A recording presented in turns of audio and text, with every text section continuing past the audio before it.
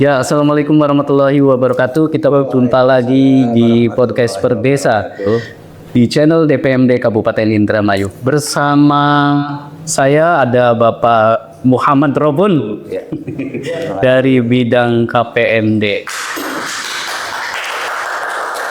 Ya, pada kesempatan kali ini kita akan ngobrol kumpas tuntas informasi terkait teknologi tepat guna, bukan hanya sekedar lombanya, tapi apa itu teknologi tepat guna dan bagaimana implementasinya dan bagaimana juga jenis-jenisnya.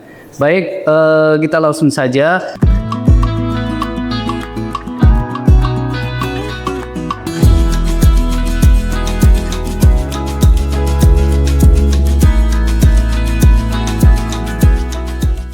Menyapa Bapak Robun.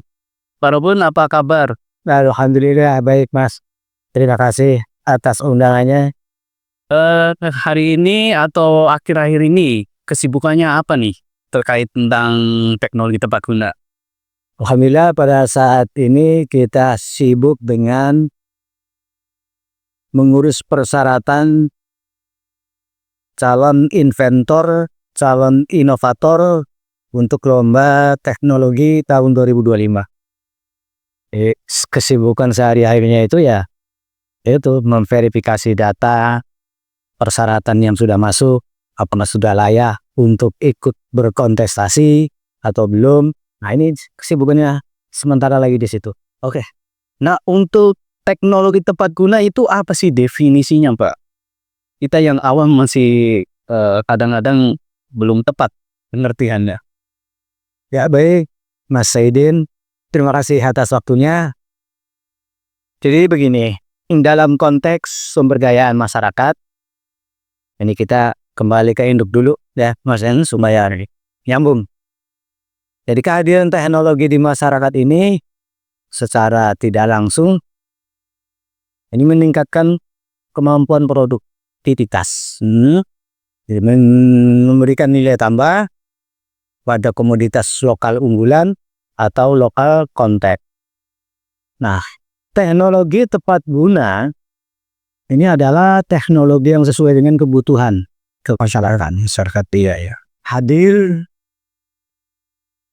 ketika masyarakat membutuhkan, menjawab permasalahan-permasalahan di masyarakat. Jadi gunanya teknologi tepat guna. Nah, di samping itu, teknologi yang kita terapkan ini teknologi yang ramah lingkungan. Oke, ramah lingkungan.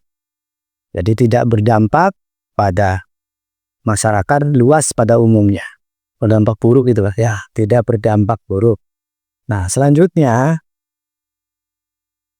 sesuai dengan aturan, jadi teknologi tepat guna ini regulasinya pertama dari Undang-Undang 6. Undang-Undang 6 tahun 2014 tentang desa. Di beberapa pasal di undang-undang tersebut antara lain pasal 80 ya, pasal 83 dan pasal 112 itu mengamanatkan terkait dengan teknologi tepat guna. Sesuai juga dengan visi misi Presiden Republik Indonesia, yaitu Asta Cita. Di dalam program Asta Cita salah satunya itu tentang teknologi tepat guna. Jadi teknologi tepat guna ini yang selanjutnya kan disebut TTG adalah teknologi yang sesuai dengan kebutuhan masyarakat. Jadi kebutuhan masyarakat dapat menjawab permasalahan masyarakat, tidak merusak lingkungan, dapat dimanfaatkan, dipelihara oleh masyarakat. Oke, nah jadi alat yang nanti yang istilahnya diciptakan itu mudah, murah, masyarakat bisa mengakses. Sangat mudah. Oke. Nah, ini selanjutnya sesuai dengan pertanyaan terkait dengan teknologi tepat guna. Sering saya di lapangan itu menyampaikan ke audiens bahwa di DPMD ini setiap tahun diselenggarakan lomba teknologi tepat guna ya, lomba TTG. Akan tetapi kebanyakan masyarakat ini konotasinya sudah terlalu jauh. Dan begitu saya mengatakan atau mengucapkan teknologi tepat guna, bayangannya sudah menciptakan pesawat ya. Ingat kepada B.J. Habibie. Pesawat ya. Ya, alat-alat yang luar biasa lah. Dan lain sebagainya itu teknologi. Sebenarnya bukan itu. Sebenarnya bukan itu. Nah, kalau kita kaji dari teknologinya sendiri, teknologi itu bahasa Inggris mungkin ya. Itu berasal dari bahasa Yunani itu. Teknologi itu kan kepanjangan dari tekno dan logo. Nah, tekno itu kan berarti art or skill. Apa itu? Seni atau keterampilan. Oke, itu teknonya tes ya. Nah, sementara logosnya itu science of study. Ada teknologi. Ternyata Angelia itu berbicara teknologinya. Jadi simple.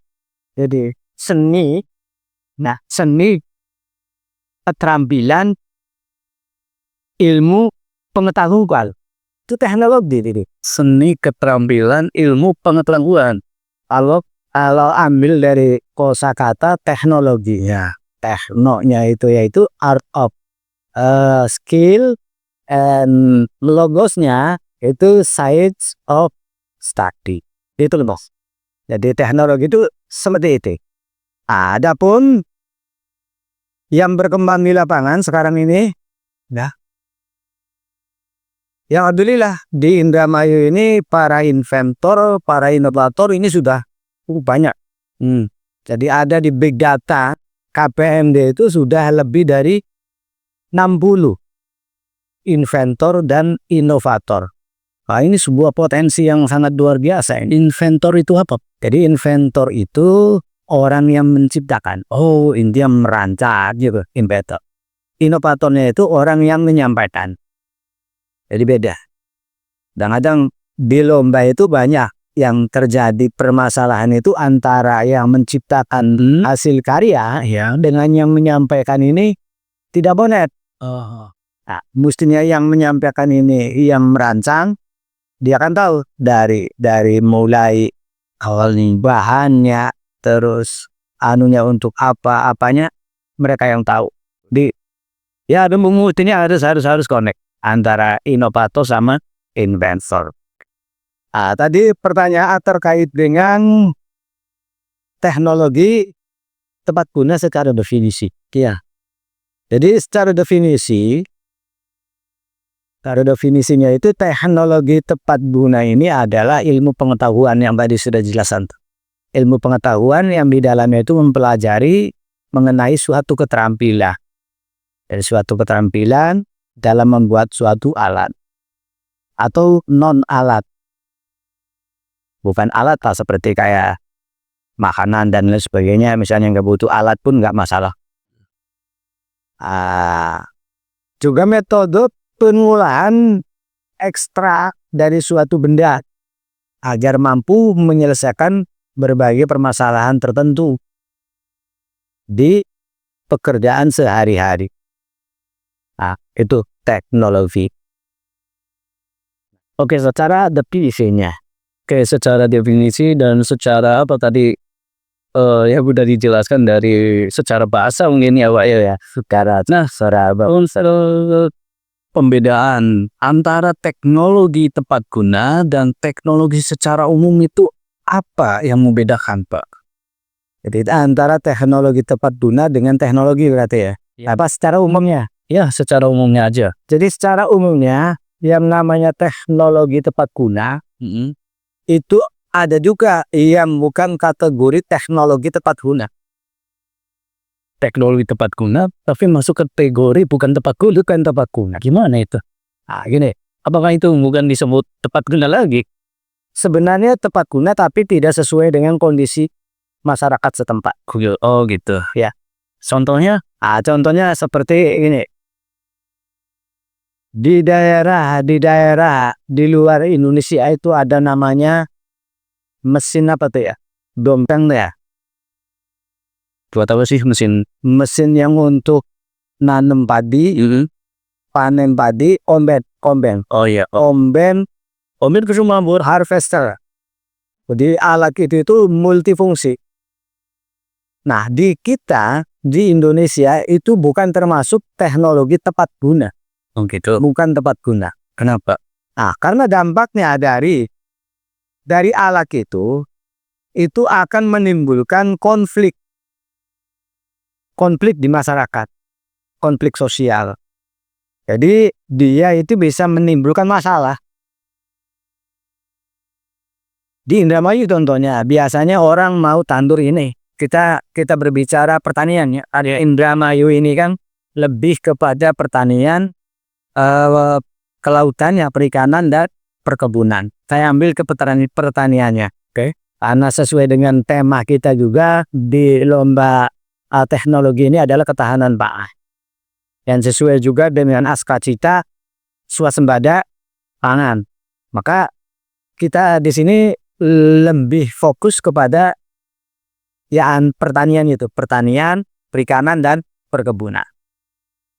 Nah, ketika alat itu dibawa ke Indramayu, ini banyak masyarakat menjadi nganggur. Betul Mas Heri ini atau? Masalahnya jadi tergantikan oleh alat gitu ya. Tenaga sudah oleh alat. Jadi masyarakat yang biasanya ikut tandur, ikut nanam, ya nggak bisa. Oh gitu. Karena ada alat yang canggih itu. Seperti itu. Mungkin belum saatnya cocok mungkin Pak. Ya barangkali. Itu akan ada ketimpangan sosial Mas. Itu akan ketimpangan sosial dan itu sumber konflik. Jadi dianggap ini teknologi tepat guna tapi tidak tepat guna daerah tertentu gitu kan. Daerah tertentu. Oke, untuk di perbedaan dengan teknologi secara umumnya di mana Pak? Jadi kalau teknologi tepat guna itu hasil karya itu bisa diterapkan di masyarakat, ya, di masyarakat. Kalau teknologinya itu tadi belum tentu bisa diterapkan di masyarakat secara umum. Kan sama teknologi itu. Ada teknologi tepat guna. Nah, teknologi tepat guna itu adalah teknologi secara umum yang bisa dirasakan, bisa dimanfaatkan, dan dia tidak merusak lingkungan. Jadi, ya masyarakat itu dengan adanya alat itu merasa nyaman.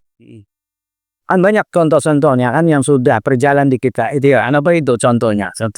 Nah, contohnya seperti mesin gerabak. Teknologi yang sudah berjalan berapa tahun lah di Indramayu tuh. Berapa tahun? Dia ada. Terus kemarin yang ikut juara lomba juga tuh alat inventor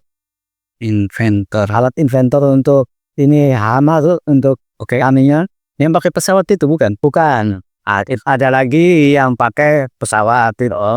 Terus yang seperti kemarin juga ikut lomba tahun 2017 itu Pak Anika yang asomoyek otomatis tuh asomoyek banyak yang sudah dilayani dimanfaatkan oleh masyarakat itu. Jadi ya seperti protopadi ya, terus traktor sawah itu teknologi cepat guna. Walaupun harganya ya rada tinggi lah. Yang kami harapkan dan teknologi tepat gunanya ini ramah lingkungan, ramah kantong. Jadi ini ramah kantong ini yang sering dicari kantong. Nah, dengan bermodalkan 100, 200, 1 juta, 2 juta ini sudah benar-benar dirasakan manfaatnya oleh masyarakat. Itulah teknologi tepat guna. Seperti itu tuh. Perbedaan yang menonjol yaitu ramah lingkungan ya Pak ya. Iya, ramah lingkungan ya. Kalau manfaat utama penerapan teknologi tepat guna bagi masyarakat itu apa Pak? Apa ya? Manfaat utama atau manfaat yang dirasakan oleh masyarakat dari teknologi tepat guna itu apa? Contohnya. Jadi TTG ini banyak contohnya ya. Contoh istilahnya manfaat dari teknologi tepat guna. Kemarin sudah saya desain itu, pertama itu meningkatkan kemandirian masyarakat. Jadi dengan adanya alat itu, masyarakat ini tidak terlalu berharap lebih dengan sesuatu yang tidak bisa dijangkau. Contoh misalnya, di Indramayu ini petani ada dua musim, ya, kemarau, musim penghujan. Nah, salah satunya adalah ketika musim kemarau, ini para petani, baik petani ya yang itu apa namanya itu, seperti semangka dan sebagainya, kan butuh air itu. Nah, ini kan sangat dibutuhkan oleh masyarakat nih. Apa solusinya ketika air nggak ada? Nah, TTG itu hadir di situ tuh, menciptakan ya panel surya, kan bisa tuh. Ya, jadi mesin tenaga surya, Mesin listrik tenaga surya. listrik tenaga surya, atau bisa menjadi listrik energi apa namanya, energi listrik. Jadi itu tergantung nanti kok antara listrik dengan surya.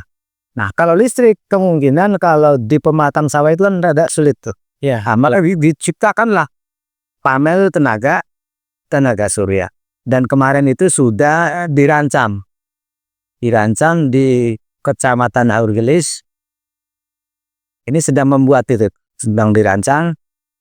Jadi menggunakan panel tenaga surya. Itu sangat cocok dengan situasi dan kondisi masyarakat pada saat ini. Nah, untuk energi itu digunakan untuk apa?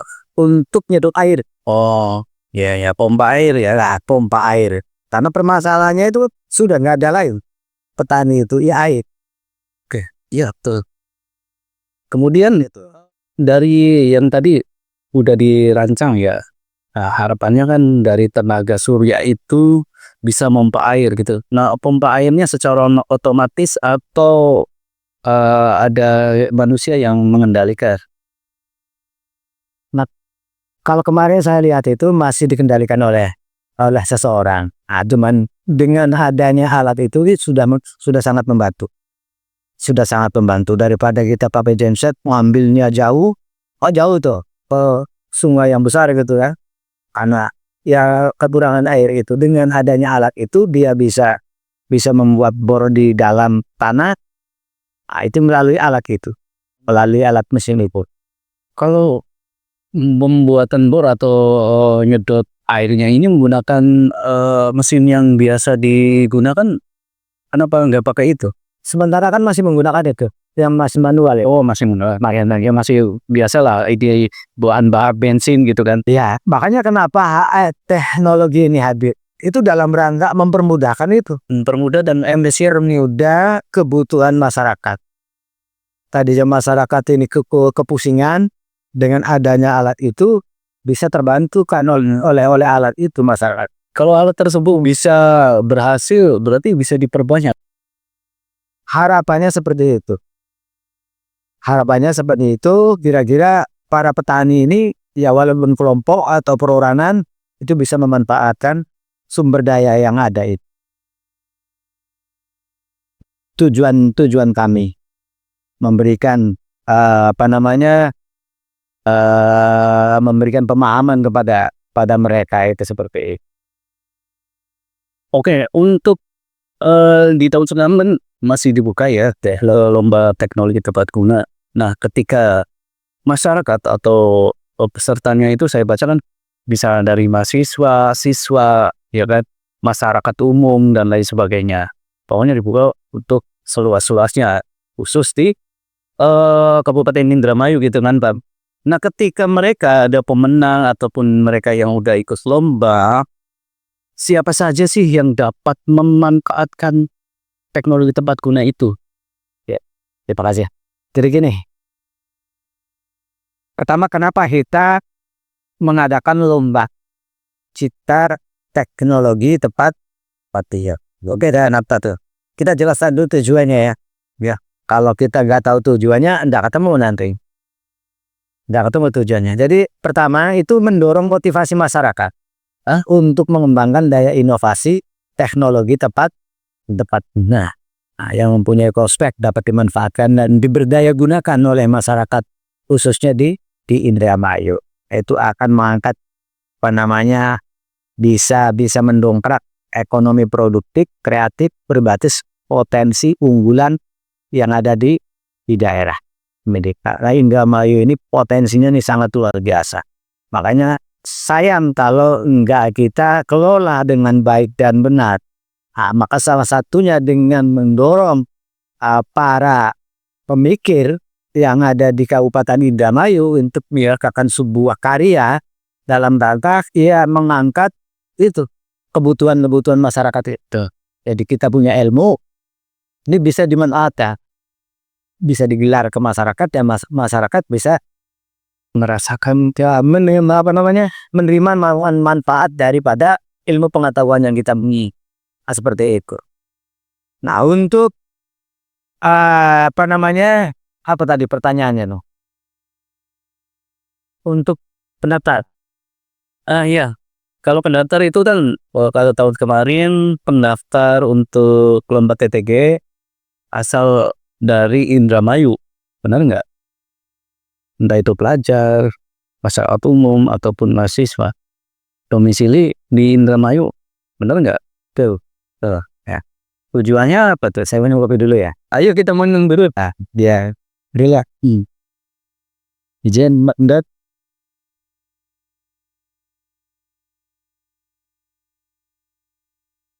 Ya, baik. Jadi persyaratan itu sebuah persyaratan yang harus dipenuhi oleh peserta yang akan ikut lomba teknologi tepat guna. Yang barat sudah saya buka. Nah, itu bebas dari SMP, SMA, perguruan tinggi, masyarakat umum, pokoknya bebas. Nggak kita batasi, bebas. Dengan syarat satu, penduduk dia punya KTP Indramayu. Karena kita ingin meningkatkan produktivitas daerah, ya lebih mengutamakan putra daerah. Itu yang pertama. Harus dari orang-orang Indramayu. Itu yang nambahnya juga kemarin yang bukan orang Indramayu. Dia mahasiswa-mahasiswi yang pendidikan di Indramayu, yang belajar di Indramayu. Nggak apa-apa boleh. Tapi atas nama lembaganya atau yayasannya dia memberikan tugas. Jadi sebagai peserta memberikan disposisi untuk mengikuti lomba itu. Banyak kemarin itu, ada yang dari Kalimantan, terus ada juga dari Aceh, karena dia sekolah di Indramayu. Iya, di sini gitu kan. Banyak gitu ya itu. Jadi yang peserta yang seperti itu disyaratkan ya lembaga yang di sini gitu kan, berkomisnas lembaga yang di sini, entah itu sekolah atau yayasannya. Karena KTG-nya ini kan adalah untuk lokal. Jadi jenjangnya sama. Jadi kabupaten, provinsi, nasional. Oke. Kalau dampak ekonomi dari penerapan TTG ini bagi masyarakat itu apa, Pak? Banyak kali, Mas, dampak ekonominya. Tadi yang sudah saya jelaskan itu. Jadi dampak ekonomi dari alat ini adalah alat rontok padi itu. Apa sih yang namanya di sini gerabag ya? Gerabagan. Nah, itu ya banyak manfaatnya itu. Mestinya dilaksanakan dengan beberapa orang ya, berbuat dari pagi sampai sore dengan alat itu ya cukup 1 hektar itu dikerjakan dengan 1 alat itu bisa selesai semua, dan para petani itu pulang tinggal membawa hasil panennya. Itu ada konflik sosial nggak pakai alat itu? Awalnya seperti itu. Tapi kita semua tahu sendiri, Indramayu sekarang sudah hampir rata-rata sudah menggunakan gitu, sudah menggunakan alat berapa gitu. Ya. alat berapa gitu. Berarti kan alat yang awal yang tadi diciptakan di luar negeri tuh, di Belanda atau di mana tuh, atau di Jepang, dari Taiwan, Cina. Nah, Dom, kalau diterapkan di sini juga mungkin seperti itu untuk proses tahapnya. Iya bisa jadi kemungkinan ya lambat laun. Jadi ini, sekarang ini kan era digital ya. Ya, sesuai dengan revolusi industri 4.0 ya. Reformasi industri 4.0 arahnya kan ke sana atau dikenal dengan cyber physical system. Mau tidak mau, suka tidak suka, kita ini sudah terjebak di dalam itu. Contoh yang sederhana saja, ya. Ini tadi terkait dengan ekonomi ya. Mas Ahidin punya usaha mie ayam. Ini contoh yang sederhana saja. Oke, misalkan seperti itu ya. Terus, Nah, saya kepengen makan mie ayam. Situasi kondisinya malam, hujan, mau keluar nih. Saya malas. Akhirnya saya ambil HP, ya. Kita pesen lewat aplikasi itu. Tidak lama itu ada datang. Nah, kan mau tidak mau tuh. Kita ini sudah tidak dijajah oleh teknologi ini sebenarnya. Makanya kita lambat laun, kita juga akan menyesuaikan itu nanti. Akan menyesuaikan sedikit demi sedikit. Ya kemungkinan, ya besok-besok kapan lah, tahun-tahun berapa, ya bisa jadi combine itu ya akan masuk ke Indramayu. Karena orang Indramayu sudah nggak mau turun ke sawah, sudah nggak mau. Hasilnya kan kekurangan tenaga dan lain sebagainya. Alat itu ya bisa saja masih. Nah, untuk sementara ini, saya katakan di Indramayu ini masih belum teknologi tepat guna. Karena dampaknya seperti itu. Dampak terhadap masyarakat, terhadap lingkungan.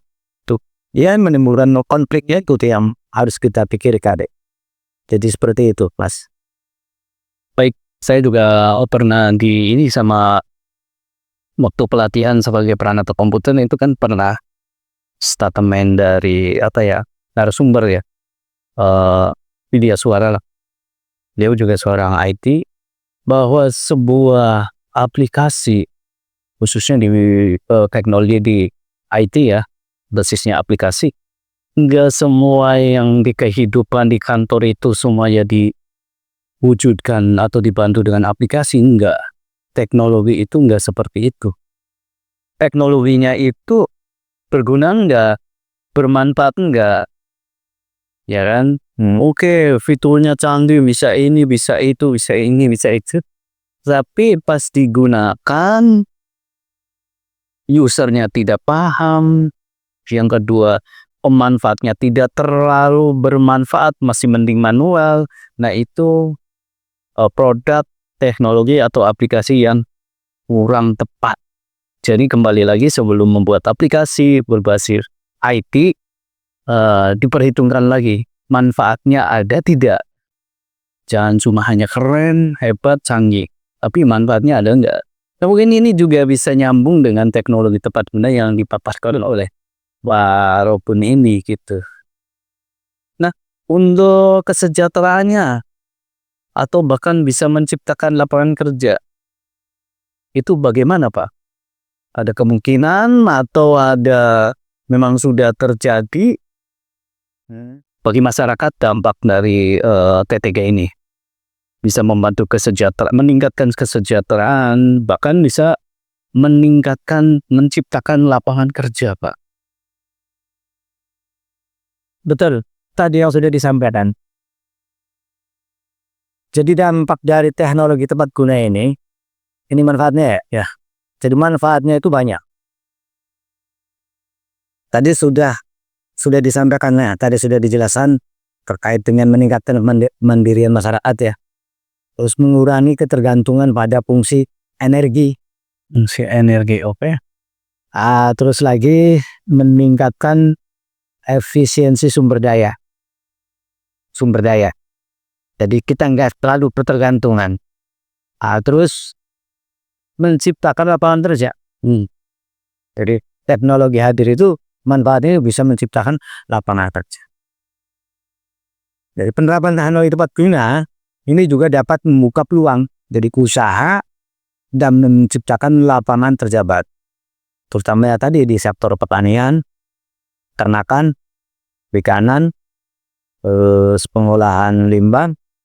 Jadi di teknologi ini ya itu tadi, jadi bisa meningkatkan produktivitas, juga meningkatkan pendapatan dengan hadirnya teknologi itu.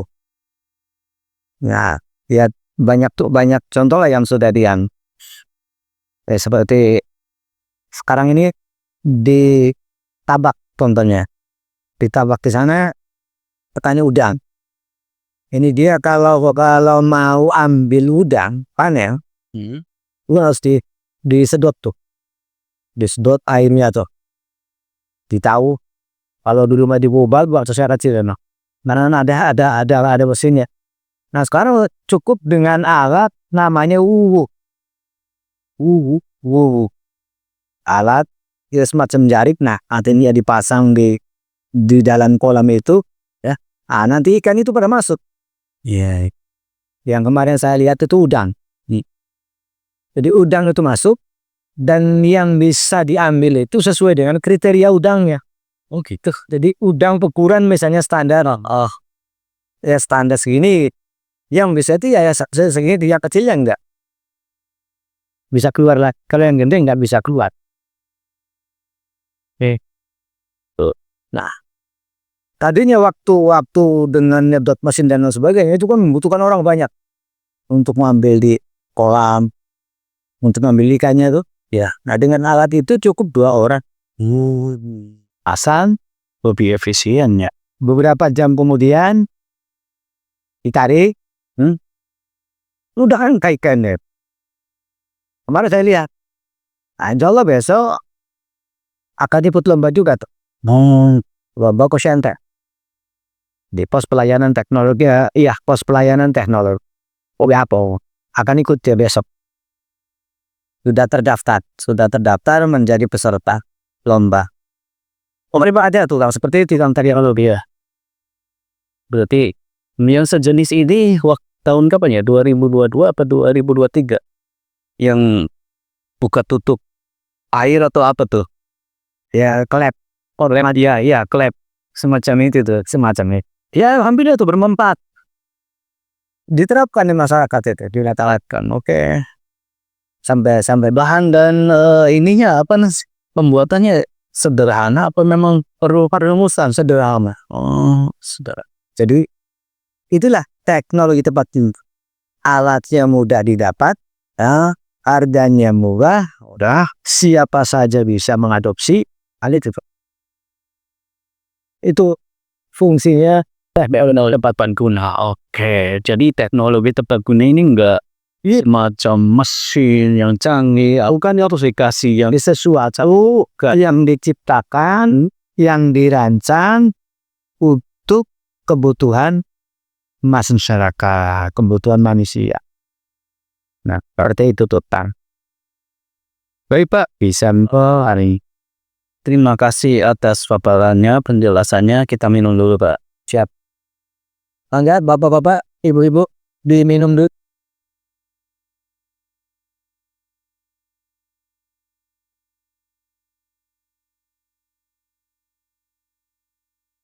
Oke, pertanyaan selanjutnya Pak Robun, apa saja sih kriteria utama yang harus dipenuhi agar suatu teknologi bisa disebut sebagai teknologi tepat guna? Ya. Baik, makasih Mas Aidin. Setelah minum kopi kayaknya fresh lagi deh. Kayaknya fresh lagi, ingat lagi. Oke. Jadi apa saja kriteria bisa dikategorikan teknologi tepat guna? Kemarin saya konsep itu ada 4. Oke, ada 4. Jadi yang pertama, teknologi tersebut dapat digunakan oleh sumber-sumber yang tersedia di berbagai tempat. Lamona suku cadang lah, biar saja ada. Suku cadangnya bisa didapat dengan saja. Lalu ribet lah. Yang pertama, terjangkau, ada barangnya, gampang dicari. Nah, terus yang kedua, teknologi yang diterapkan sesuai dengan kondisi sosial, ekonomi yang berlaku. Di tempat tersebut ya. Oke. Kondisi sosial. Kita nggak terlalu, aduh, ini nggak sesuai dengan kantong kita, padahal ini sangat butuh. Aduh, nggak seperti itu kriterianya. Nah, yang ketiga ini teknologi yang digunakan bisa memecahkan masalah yang dihadapi masyarakat. Ya. Kemarin aja kekurangan air, dia membuat bor. Membuat bor itu kan kapasitasnya sedikit, hanya untuk orang-orang tertentu saja. Dengan kelompok kebersamaan, dia menciptakan bom. Ya, menciptakan bom, membuat saluran, dan itu manfaatnya bukan untuk 1-2 orang, tetapi semua hamparan yang ada di sekitarnya itu akan tertandilah. Yang ketiga seperti itu manfaatnya. Karena ada tuh kemarin yang seperti itu. Pakai pompa ya untuk dia sendiri saja kan agak kurang. Kalau begitu berkelompok dia menciptakan sebuah embung gitu, tindak ikut banyak tuh. Tinggal bagaimana cara kita mengelola. Dan yang keempatnya, masyarakat mampu mempelajari, menerapkan, memelihara ya alat tersebut. Artinya masyarakat ketika memakai bisa memeliharanya, terus bisa memakainya, bisa memeliharanya. Itulah kriteria teknologi tepat guna. Tepat ya. Jadi semuanya itu ya tidak mempersulit lah, tidak mempersulit masyarakat. Makanya teknologi ini hadir ya untuk ya membantu kebutuhan masyarakat itu. Karena kayak kita di dinas ini kan ya sudah harus menyesuaikan. Ya, pekerjaan-pekerjaan kita juga sudah melalui ya tadi itu revolusi industri itu. Dulu kita hadir absen cukup dengan tulisan, ganti Android. Sekarang kan pakai scan wajah dan GPS. Nah, dengan GPS nanti seperti itu bertahap. Ya. Teknologi itu tidak akan hilang. Bahkan akan semakin meningkat dengan pertumbuhan manusia, kecerdasan manusia, ya sesuai dengan zamannya, mengikuti perkembangan zaman. Oke, baik itu Pak Ruhun, terima kasih atas informasinya. Pak Ruhun kesediaannya berikan nasihat untuk teman-teman para subscriber, pemerintah desa, masyarakat, para pelajar, mahasiswa dan lain sebagainya terkait pemanfaatan teknologi tepat guna ini. Baik. Jadi yang pertama yaitu,